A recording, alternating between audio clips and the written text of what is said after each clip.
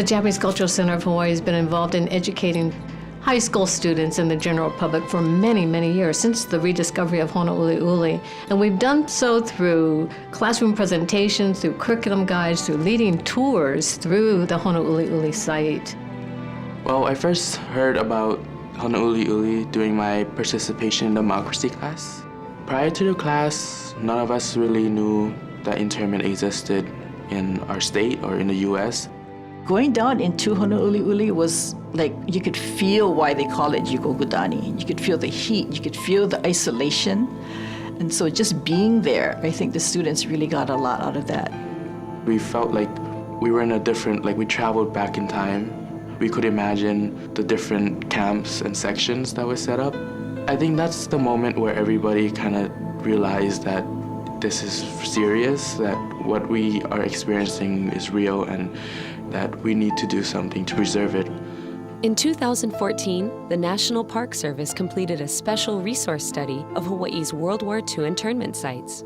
This included a public forum to determine if Honouliuli should be considered to become a national historic monument.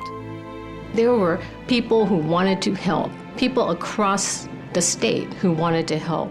The Japanese Cultural Center of Hawaii launched a grassroots movement urging President Obama to recognize Honouliuli as a national monument and as a new unit in the National Park Service. We wanted to find a way to mobilize that energy and that support, and we did so by launching a petition campaign, a public awareness campaign to engage people, and we began collecting signatures. I got a clipboard and I went to each class. I didn't force them, I just said, like, if you would like to be a part of history, you can make this petition, we'll send it to the White House. So I got, I think, around 200 signatures from the senior class.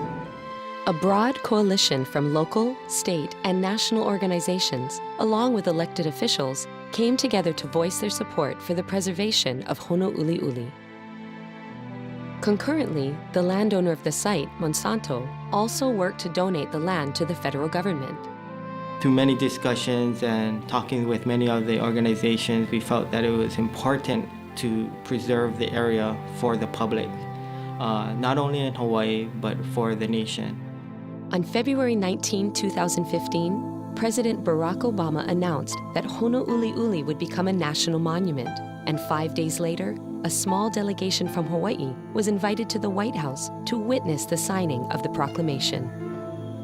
Jane and I had the great honor of representing this entire community by witnessing President Obama on February 24th sign the executive order into law.